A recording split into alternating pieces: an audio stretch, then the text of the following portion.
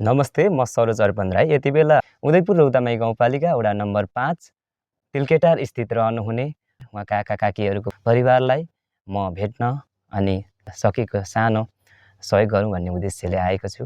विशेष गरी हाम्रो काकालाई नमस्ते। नमस्ते। काकीलाई पनि नमस्ते। काकाको नाम चाहिँ के हो काका? निरबहादुर। काकीको? शर्मिला हो। शर्मिला। अनि भाइको चाहिँ के हो नाम? अनिल राई। बहिनीको? दिलकुमारी राई। रौतामाई गाउँपालिका वडा नम्बर 5 स्थित रहनुहुने एउटा निम्न वर्गको अथवा निम्न अवस्थाको परिवारलाई न्यानो कपडाहरू दिउँ भन्ने उद्देश्यले म आएको छु र उहाँहरूलाई विशेष गरी यो माघ फागुनको जाडोमा लगाउने न्यानो कपडाहरू दिउँ भन्ने उद्देश्यले म आएको छु। विशेष गरी म उहाँहरूलाई यो कपडाहरू हस्तान्तरण गर्न चाहन्छु। काकालाई यो कपडा म हस्तान्तरण गर्न चाहेँ है त। विशेष गरी यो जाडोमा चाहिँ हजुरलाई यो कपडा म दिँदैछु र त्यसै गरी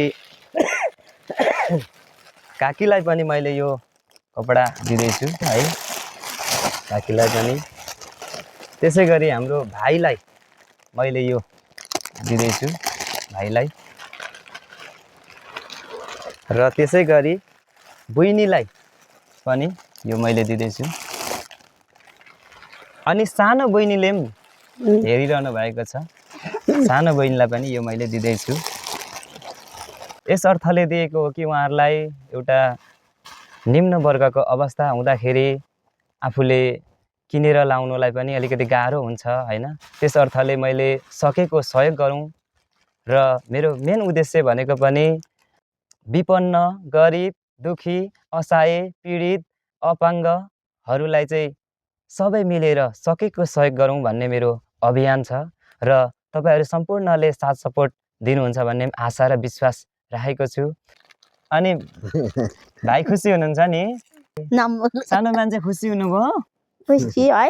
मेरो चाहना भनेको चाहिँ एउटा निम्न वर्गका मानिसहरूलाई चाहिँ सकेको सहयोग गरौँ भन्ने उद्देश्यले नि मैले उहाँहरूलाई एउटा सानो सहयोग लिएर आएको थिएँ। बधाई दिँदै चाहिँ म छुट्टिन चाहन्छु। राम्रो हुनुभयो सबैजना हैन? है सानो मान्छे पनि राम्रो भयो नि? लु गुड गरौँ।